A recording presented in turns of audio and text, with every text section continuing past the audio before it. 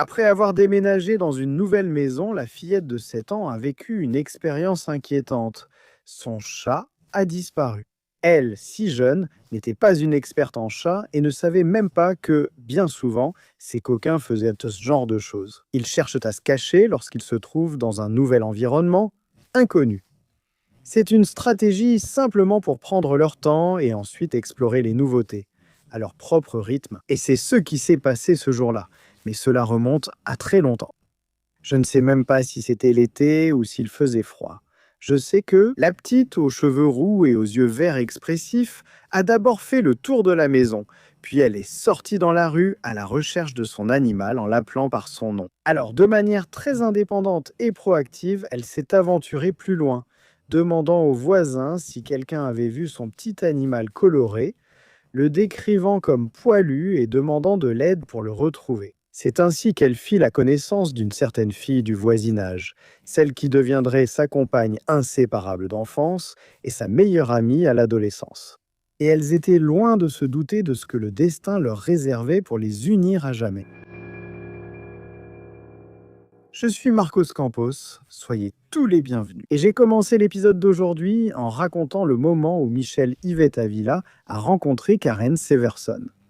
Cela est resté gravé dans la mémoire des deux, d'accord? Ces faits se sont produits vers l'année 1975, lorsque Michel était appelé par sa famille et ses amis simplement Missy, à une époque où la vie était plus simple et les enfants moins dépendants de la technologie. Ainsi, les filles amies qui vivaient là, à Arleta, un quartier d'immigrants dans la vallée de San Fernando à Los Angeles, aimaient vraiment ça. Elles aimaient jouer dans la rue, faire du vélo, rester dehors, que ce soit avec des poupées ou des jeux de société, peu importe. Parfois, il y avait des soirées pyjama et des fêtes d'anniversaire joyeuses qui alternaient entre les maisons des familles Avila et Severson. Elles profitaient au maximum de la liberté qui existait à cette époque, quand la plus grande crainte était d'être punies, enfermées dans la chambre par la décision des parents après une désobéissance. Je dirais même qu'aujourd'hui, ce ne serait pas une punition, ce serait plutôt d'enlever. Ça serait la vraie punition, n'est-ce pas? Quoi qu'il en soit, à cette époque, les deux filles, Missy et Karen, avaient des familles aimantes, qui ont fini par se rapprocher grâce à l'amitié de leurs enfants. Comme cela arrive souvent, ce n'est pas vraiment que, bien plus tard, tout le monde se souviendrait du rôle important que Karen a joué auprès d'Irène, la mère de Missy, lorsque la petite a disparu. Mais nous reviendrons sur ce souvenir dans un instant. Avant de continuer, je vous demande déjà de mettre un like, un commentaire ou même juste un emoji. Pensez à devenir membre de la chaîne, ça m'aide beaucoup. Vérifiez votre abonnement pour ne manquer aucun épisode, d'accord? L'amitié entre Missy et Karen a duré de nombreuses années, mais elle n'a pas résisté aux changements provoqués par leur entrée dans l'adolescence, au lycée. Et oui, les deux meilleures amies du monde ont commencé à s'éloigner lorsqu'elles sont entrées à la San Fernando High School dans la vallée de San Fernando. En fait, pour nous, ici au Brésil, cette transition vers l'adolescence ne semble pas aussi choquante que celle vécue par les jeunes Américains. Du moins, c'est ce qu'on voit dans les films hollywoodiens, n'est-ce pas? À 16 ans, ils obtiennent leur permis de conduire et se préparent à quitter la maison, partant à l'université, où ils vivent, prennent leur vie en main d'une manière différente. N'est-ce pas? Bref, ils commencent à travailler très tôt. C'est une réalité, une culture différente de la nôtre. Karen, à seulement 14 ans, est tombée enceinte et a temporairement abandonné ce processus de sa vie à l'école. C'était pour assumer la responsabilité du bébé. Cela a profondément impacté la vie des deux amies. Karen a dit qu'elle demandait à Missy de venir la voir puisqu'elle devait rester à la maison avec l'enfant. Mais Missy semblait toujours avoir d'autres plans, laissant Karen de plus en plus de côté. Quelques mois plus tard, avec l'aide de sa mère et de sa grand-mère, Karen a réussi à reprendre ses études.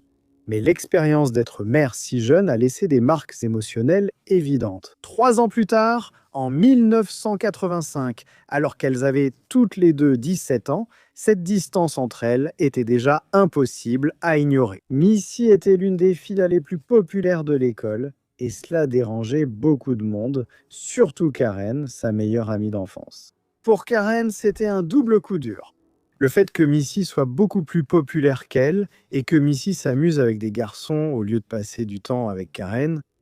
À cette époque, vers 1985, les filles avaient 17 ans. Il semble que les choses aient échappé au contrôle. Quand la jalousie de Karen l'a poussée à diffamer Missy, une accusation assez grave. À tout moment et partout, Karen a répandu la rumeur dans toute la communauté. Missy couchait avec plusieurs garçons. Et à cause de ce mensonge, elle a été battue par un groupe de filles qui étaient les petites amies des garçons qui, soi-disant, sortaient avec Missy. C'est un peu confus, mais je pense qu'on peut comprendre, non? Je ne sais pas pour vous, mais il me semble que c'était une affaire pour la police, pour faire un rapport d'incident, voire un procès pour diffamation, ou quelque chose du genre, voire une demande d'indemnisation et une ordonnance restrictive, mais aussi une expulsion de l'école. Peut-être que cela aurait dû être un épisode, au minimum pris plus au sérieux, cependant il n'existe aucune trace de cela. Au minimum, une amitié entre elles aurait dû se briser, disparaître. Mais comme dans un feuilleton mexicain très dramatique, d'autres chapitres ont suivi. L'un d'eux impliquait une relation de quelques semaines entre Missy et un garçon nommé Randy. La relation n'allait pas bien à cause des attitudes de Randy, qui aimait beaucoup faire la fête et n'était pas engagé dans sa relation avec Missy. Quand leur relation s'est terminée, la vie a continué, mais apparemment trop vite pour Randy. Ensuite, il s'est impliqué avec la. Devine quoi, Karen? Et ils sont allés vivre ensemble dans un petit appartement, à l'intérieur. Dans ce contexte, qui pourrait déjà provoquer beaucoup de tensions, beaucoup de confusion, Karen est allée faire des commérages. À la mère de Missy, elle a dit à Madame Irène que Randy harcelait Missy parce qu'elle facilitait les choses en prêtant attention à son ex. Mais en réalité, la perception était que le garçon était un peu gênant et qu'il poursuivait Missy, même si elle n'avait aucun intérêt à retourner avec lui. Mais le mal était déjà fait. Face à cette confusion et à l'impossibilité de faire confiance à Randy, Karen a été conseillée de mettre fin à sa relation avec le garçon. Au lieu de faire cela, elle s'est fâchée contre Missy. Tout cela est très bizarre, sans aucune conclusion, avec beaucoup de choses non résolues qui pourraient devenir de vrais cauchemars, n'est-ce pas? Malgré tout cela, la relation n'a jamais été officiellement rompue. C'était une amitié marquée par des éloignements, des rapprochements et des ressentiments accumulés au fil des années. Et vous vous souvenez que Missy était populaire et peut-être considérée comme la plus belle et la plus intéressante par rapport à sa rivale, n'est-ce pas? Et il ne faut pas oublier non plus qu'il s'agissait de relations d'adolescents qui ne devraient pas être prises aussi au sérieux. Mais malheureusement, personne ne pensait de cette façon. Ces confusions devenaient incontrôlables parce qu'elles ont commencé par des accusations mensongères, des intrigues, des disputes, puis cela a dégénéré. Cela s'est produit un jour lorsque les filles Missy et Karen se trouvaient dans un parc du quartier où elles habitaient. Je ne saurais pas dire si cette rencontre était une coïncidence ou si elles sont vraiment arrivées là ensemble. La question c'est qu'elles ont eu une autre dispute, mais cette fois, cela a dégénéré en bagarre physique. Quand Karen a menacé Missy avec une bouteille de bière cassée, a poussé son amie et lui a donné une gifle, et une bagarre avec menace de bouteille cassée. On dirait presque une histoire de soulard, non? Ou d'un criminel violent. Pourtant, c'était vraiment à ce niveau de violence entre deux adolescentes. Et il faut rappeler que cela s'est passé il y a environ 40 ans, mais l'histoire ne s'arrête pas là. Après cet épisode, les deux ont passé un certain temps sans contact direct. Leur relation semblait avoir atteint sa limite. Finalement, jusqu'à ce que, quelques semaines plus tard, quelque chose se produise qui a tout changé. Les personnes qui ont suivi cette affaire se souviennent que, le 1er octobre 1985, un mardi, Missy a dit à sa mère qu'elle allait sortir avec une amie de l'école, une fille soi-disant appelée Laura Doyle, qu'elle connaissait. Donc, tout allait bien. Laura est passée en voiture chez Missy et elles sont sorties ensemble. Et c'est la dernière fois que Madame Irène a vu sa fille vivante. Missy mettait du temps à revenir, cela faisait déjà environ 4 heures qu'elle était partie, c'est long, n'est-ce pas? Puis, soudainement, Laura elle-même a appelé chez Missy et a demandé à lui parler. À ce moment-là, un signal d'alarme s'est allumé dans la tête de Madame Irène. Sa mère a trouvé cet appel très étrange parce que les filles étaient sorties ensemble et Missy n'était pas encore rentrée. Et la suite de l'histoire de Laura était que Missy était restée discuter avec 3 garçons dans une station-service, des garçons qui étaient dans une Camaro bleue après avoir fait le plein de leur propre voiture. Laura a donc cherché Missy, mais elle n'était déjà plus à l'endroit où la Camaro bleue était garée. Autrement dit, pour tous les effets, Missy avait changé de voiture et était partie avec ses 3 garçons, mais il n'y avait ni nom, ni description, ni plaque d'immatriculation. Seulement ces informations vagues ont été transmises aux policiers lorsqu'ils ont été impliqués dans l'affaire de disparition mystérieuse. Parce que Missy n'avait pas d'antécédents de fugue, de problèmes familiaux, de petits amis secrets, aucune dépendance à la drogue, rien de tout cela, mais elle avait un passé avec une amie d'enfance, n'est-ce pas? Mais rien à ce moment-là, aux yeux des détectives, ne justifiait la théorie d'une fugue volontaire. D'autant plus que, avant de disparaître, Missy était sortie tranquillement avec une amie, c'est-à-dire qu'elle a probablement été empêchée de rentrer chez elle. Quelqu'un de mal intentionné devait probablement être impliqué là-dedans. Un enlèvement, un tueur en série, un accident, personne ne savait. Malheureusement, le 4 octobre, environ 72 heures après sa disparition, Missy a été retrouvée. Mais pas comme ses parents et ses amis l'espéraient. Elle était morte, allongée face contre terre, dans un ruisseau au Big Tujunga Creek, dans la forêt nationale d'Angeles. La jeune fille, âgée de 17 ans, avait été maintenue le visage submergé dans environ 15 cm d'eau. C'était un homicide, une scène de violence effrayante, car il y avait un tronc d'arbre sur le corps, et ses cheveux, qui étaient sa marque de fabrique et qui descendaient jusqu'à la taille, avaient été pratiquement rasés. Un élément très important du point de vue de la psychologie légale, n'est-ce pas? Le crime a provoqué une grande émotion dans la communauté, à l'école et parmi ceux qui connaissaient et aimaient la jeune fille, y compris parmi ses amis. Karen et Laura, toutes les deux, ont même assisté aux funérailles de Missy et étaient très émues. Karen, malgré les disputes récentes, était toujours considérée comme la meilleure amie. Elle a été particulièrement solidaire de la douleur de la famille, envoyant une carte de condoléances à la famille de Missy. Elle a également joint 20 $, une somme symbolique pour contribuer aux frais d'enterrement. C'est quelque chose de très courant aux États-Unis, mais ici vient la partie que je considère la plus surprenante dans ce récit. Le fait que Karen ait temporairement emménagé dans la maison de son ami décédé pour montrer son soutien et son amour. Elle a même dormi dans le lit de Missy et porté les vêtements de son ami décédé, jouant ainsi le rôle d'une fille de remplacement. Pour Madame Irène, Karen semblait obsédée par le crime. Elle visitait la tombe de Missy plusieurs fois par semaine. Elle a aussi couvert les murs de sa chambre avec des photos de Missy, des coupures de journaux sur l'affaire, et elle se rendait à plusieurs reprises au Big Tujunga Creek. C'est précisément là que le corps de son ami avait été retrouvé. À un certain moment, elle a raconté à Irène, la mère en deuil, qu'elle avait vu le fantôme de Missy. Tu te rends compte? Dans ce cas, nous ne savons pas pourquoi il y a eu une telle incompétence policière, un tel manque de réponse. Mais l'affaire est restée au point mort jusqu'au 26 juillet 1988, presque 3 ans après le crime. Est-ce qu'il n'y avait pas de suspect? Aucune preuve?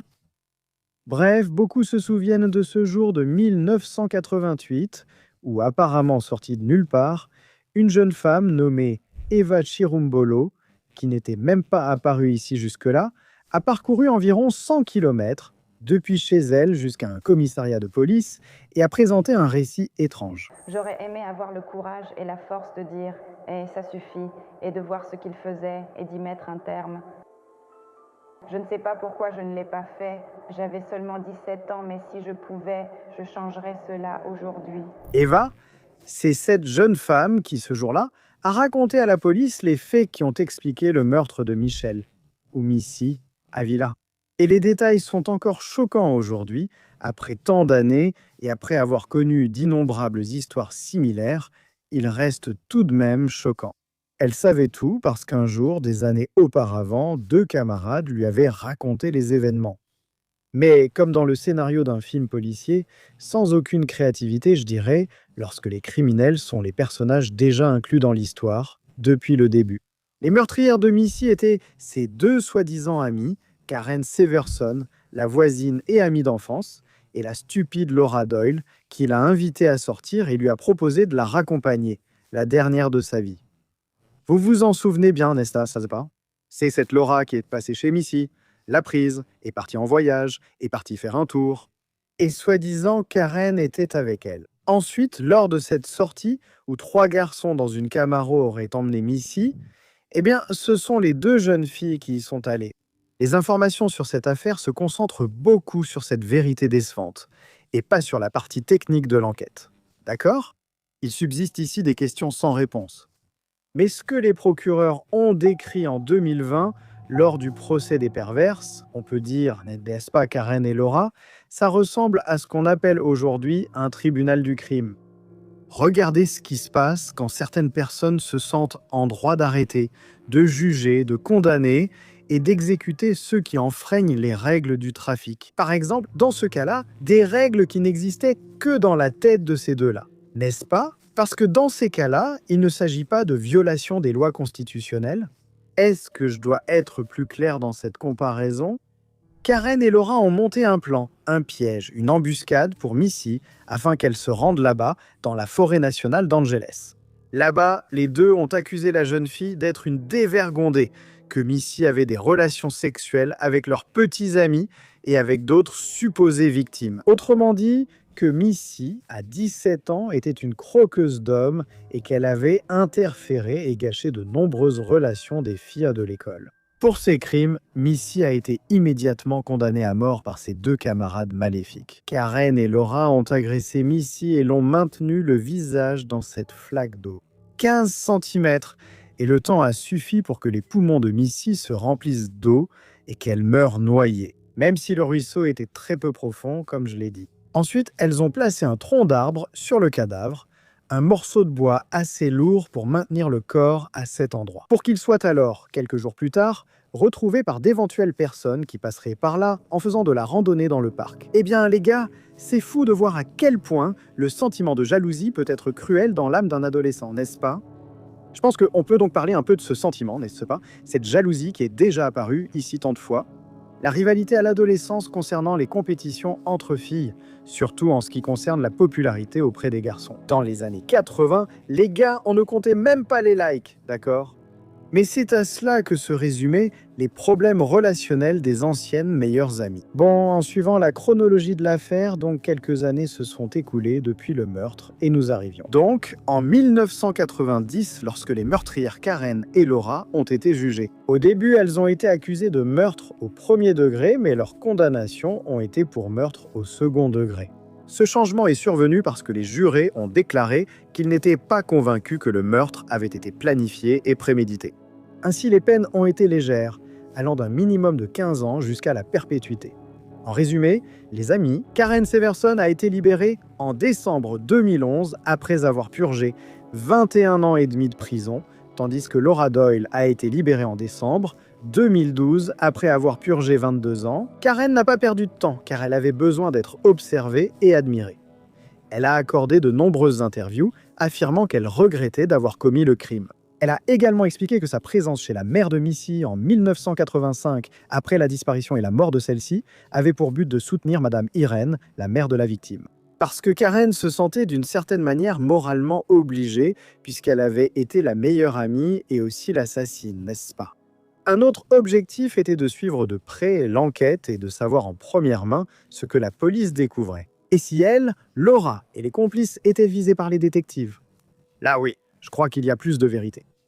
Elle a parlé de l'énorme poids de garder le sentiment de culpabilité et ce secret entre le jour du crime et aussi la dénonciation d'Eva. Elle a aussi cherché refuge dans l'alcool et cela a été une libération émotionnelle lorsque la vérité a éclaté. Mais juste après être sortie de prison, elle a trouvé un emploi dans le télémarketing et elle a commencé à promouvoir une autobiographie sur le crime, son expérience en prison. Et elle a conclu un accord pour produire un film. Le livre s'appelle « C'est ma vie, je l'ai vécu ». Évidemment, la famille de Missy a été indignée par ce projet et a poursuivi Karen en justice en 2015, cherchant à l'empêcher de tirer profit de la mort de Missy. Dans ce cas, l'argent devrait revenir à la famille de la victime. L'affaire a suscité beaucoup de publicité et de débats. Suite à cela, l'État de Californie a adopté la loi Missy, exigeant que les éditeurs et les organisations publiant des œuvres écrites par des criminels contactent d'abord la famille des victimes. Et cela, je pense que je n'ai même pas besoin de le dire, c'est très intéressant à plusieurs égards, n'est-ce pas? Il existe une loi appelée la loi Fils de Sam, Une loi sur la notoriété à des fins lucratives, créée pour empêcher les criminels de tirer profit de la publicité de leurs crimes, en vendant leurs histoires à des éditeurs ou producteurs. Cette loi autorise l'État à confisquer l'argent provenant de ces ventes afin de pouvoir indemniser les victimes des criminels. Ce qui semble tout à fait logique et juste, n'est-ce pas? Mais vous n'allez pas croire que cette loi a été critiquée pour violer la liberté d'expression, qui est garantie par le premier amendement de la Constitution des États-Unis. C'est fou. La conclusion, c'est que plusieurs États ont adopté cela, n'est-ce pas, pour réprimer ce genre, je dirais, d'immoralité, n'est-ce pas? Convenons-en. La liberté d'expression, c'est facile, mec, comment ça? La liberté d'expression, c'est ce même conflit, n'est-ce pas? Du genre, nous devons combattre de toutes les manières ces crétins lâches qui assassinent des femmes, des enfants, des personnes sans défense comme ça, des personnes âgées. Mais là, quand on enferme le gars, il reçoit une toute petite peine et il peut sortir pour bonne conduite. Il y a un conflit là, c'est évident, non? Du moins dans ma tête, de profane, il y en a qui ne seront pas d'accord, bien sûr, peut-être. Enfin, je m'en suis souvenu parce que ça me semble être ça, non? Garantir que le gars puisse exploiter commercialement le crime qu'il a commis. Bientôt, ça va devenir un commerce, non? Tuer pour écrire un livre, ça a du sens, non? C'est bizarre, mais en même temps intéressant. Une histoire criminelle comme ça, de mesquinerie entre ces filles, non? De la pure jalousie, un sentiment vraiment pourri. Et il reste la réflexion sur comment les parents des meurtrières n'ont pas remarqué l'évolution du comportement pervers de leur fille. N'est-ce pas? Ou alors ils ont peut-être remarqué et ont choisi d'ignorer, parce que n'importe qui au courant des disputes aurait vu la présence d'une violence anormale et croissante, n'est-ce pas? Ici d'ailleurs, on peut se rappeler de la mort de Daniela Pérez qui a poussé sa mère, l'écrivaine Gloria Pérez, à mener une véritable guerre pendant des années, et à ne pas permettre que ces assassins, ceux de Dani, obtiennant de la publicité et tirant profit de l'exploitation du crime.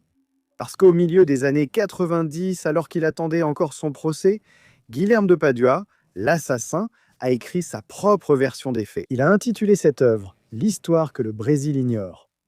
Le livre publié par O. Escriba, Minas Gerais, a été interdit par la justice. Dans ce prétendu roman autobiographique, Guilherme a défendu la thèse selon laquelle lui et Daniela Pérez auraient eu une brève relation amoureuse. Et que c'est Paula Thomas, sa femme à l'époque, qui a commis le meurtre motivé par la jalousie.